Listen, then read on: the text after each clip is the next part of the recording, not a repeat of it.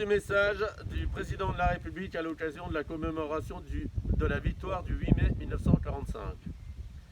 Ce 8 mai ne ressemble pas à un 8 mai. Il n'a pas le goût d'un jour de fête. Aujourd'hui, nous ne pouvons pas nous rassembler en nombre devant les monuments de nos villes, sur les places de nos villages, pour nous souvenir ensemble de notre histoire. Malgré tout, la nation se retrouve par la pensée et les mille liens que notre mémoire commune tisse entre chacun de nous. Cette étoffe des peuples que nous agitons en ce jour dans un hommage silencieux. C'est dans l'intimité de nos foyers, en pavoisant nos balcons et nos fenêtres, que nous convoquons cette année le souvenir glorieux de ceux qui ont risqué leur vie pour vaincre le fléau du nazisme et reconquérir notre liberté. C'était il y a 75 ans.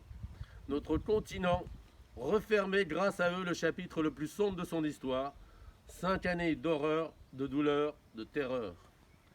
Pour notre pays, ce combat avait commencé dès septembre 1939.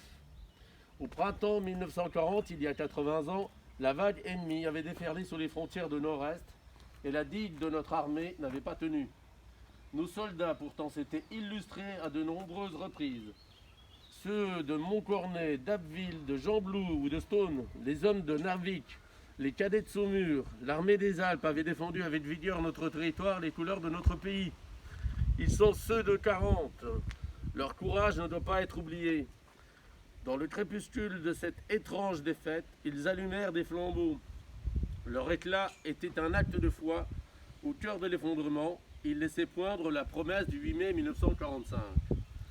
Cette aube nouvelle fut ensuite conquise de haute lutte par les combats des armées françaises et des armées alliées, par les Français libres, que jamais ne renoncèrent à se battre, par le dévouement et le sacrifice des résistants de l'intérieur, par chaque Française, chaque Français, qui refusa l'abaissement de notre nation et le dévoiement de nos idéaux.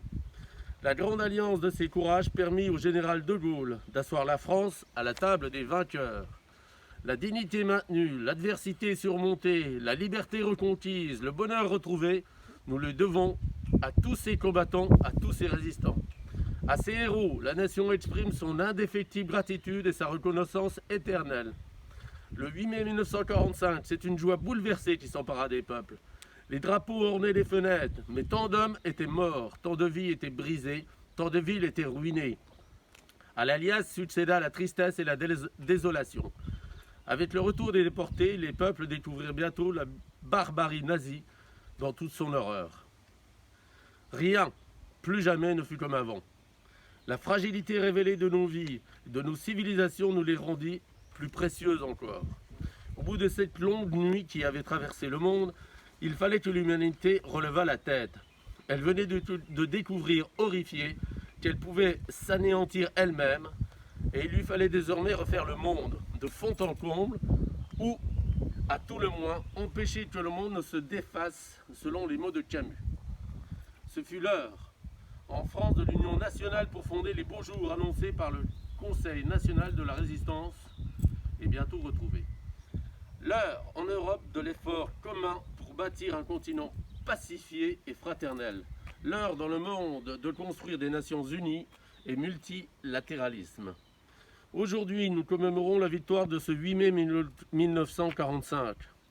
Bien sûr, mais aussi, surtout, la paix qui l'a suivie. C'est elle la plus grande victoire du 8 mai. Notre plus beau triomphe. Notre combat à tous, 75 ans plus tard. Vive la République, vive la France.